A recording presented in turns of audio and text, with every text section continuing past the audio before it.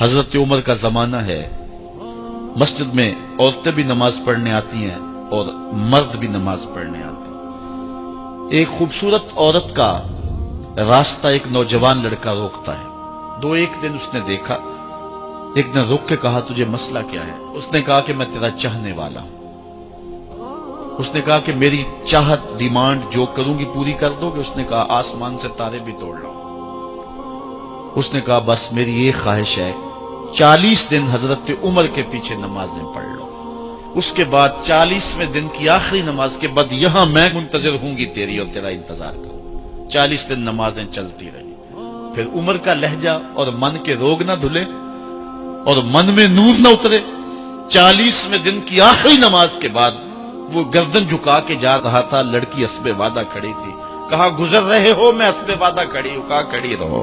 عمر نے دل کا تعلق رب سے جوڑ دیا ہے۔ آؤ اس قرآن سے تعلق جوڑو، یہ دلوں کے زنگ اتارتا ہے، روحوں کو نور دیتا ہے۔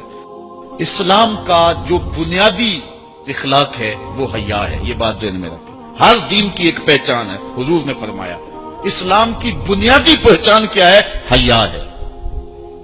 جب ہم نے اسلام کے دامن کو چھوڑ دیا ہے، یہ رسم حنا کے نام سے بدتمیزی یہ کس معاشرے سے ہم نے لی ہے؟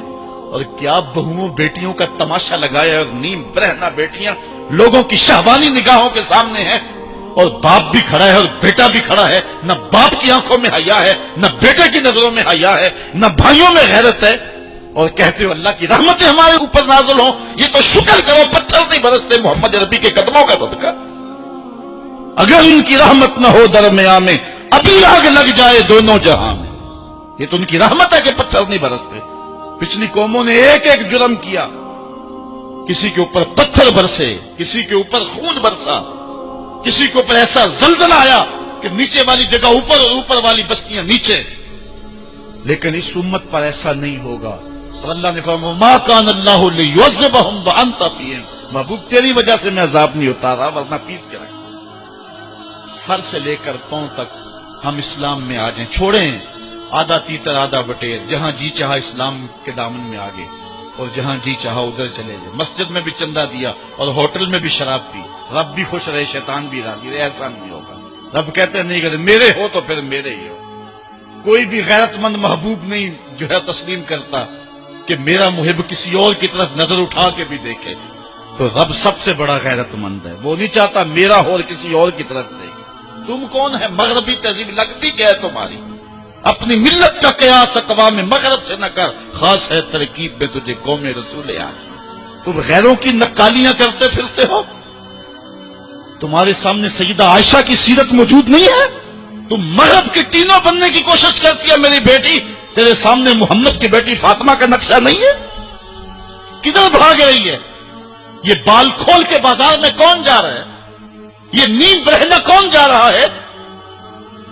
دیکھ محمد عربی تجھے کیا آواز دے رہے ہیں، ان کا لہجہ کیا، اس کو سن اور زندگی کو اس کی مطابقت میں گزار۔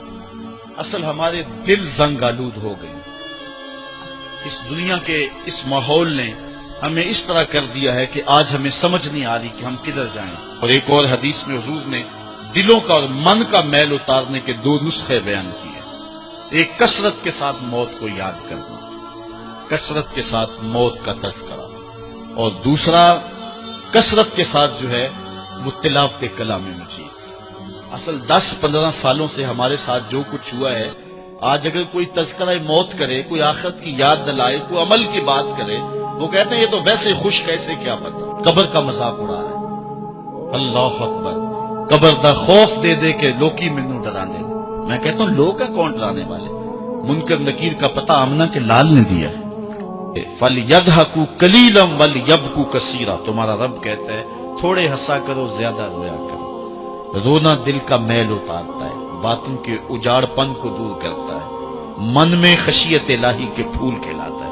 اور حدیث میں آتا ہے وہ آنکھ خوف خدا کی وجہ سے روئی اور ایک بال کی جڑ بھی بھیگ گئی، کل قیامت کے دن وہ بال جہنم میں نہیں جانے دے گا۔ عرض کرے گا مالک یا اسے جنت دے دے یا مجھے نکال لے، تو رب بال تو نہیں نکالے گا، اللہ تعالیٰ اس شخص کو جنت عطا فرمائے۔ لا خیر فی عین لا تبکی من خشیت اللہ، امام ابو نعیم نے لکھا حلیہ میں، اس آنکھ میں بھلائی کوئی نہیں ہے جو خوف خدا میں روتی نہیں۔ رونے کا مزاج بناؤ، طبیعت کے اندر نرمی پیدا کرو۔ اگر طبیعت سخت ہے، بعض لوگ تباً سخت ہوتے ہیں، تو روزانہ شام کے وقت قبرستان میں جا کر کے کچھ وقت گزار کے آیا کرو۔ اپنی طبع میں نرمی پیدا کرو، طبیعت میں سادگی پیدا کرو۔ اپنے زندگی کے معاملات کو زیادہ نہ پھیلاؤ کہ جو حساب دینا مشکل ہو جائے۔ مجھے اپنے والد گرامی کی ایک بات یاد آئی۔ آپ فرمایا کرتے تھے جس شخص سے پیار ہو جائے نا، اس کی آخرت کے لیے سوچا کرو کہ اس کی آخرت ٹھیک ہو جائے، اس کے لیے محنت کرو، کوشش کرو، جو تم کر سکتے ہو کہ اس کی آخرت ٹھیک ہو جائے۔ ہاں، ہر بندہ چاہتا تو یہ ہے کہ میری زندگی آسودہ ہو، آسودہ ضرور بناؤ زندگی کو، لیکن خیال رکھو کہ اس دنیا کی زندگی کی آسودگی سے آخرت کی آسودگی جو ہے وہ زیادہ عزیز ہے۔ یہ 4 دن کی زندگی ختم ہو جانی، تھوڑی ہے، بالکل سانسوں کی گنتی ہے اور ختم ہو جانے والی ہے، اور وہ زندگی نہ ختم ہونے والی۔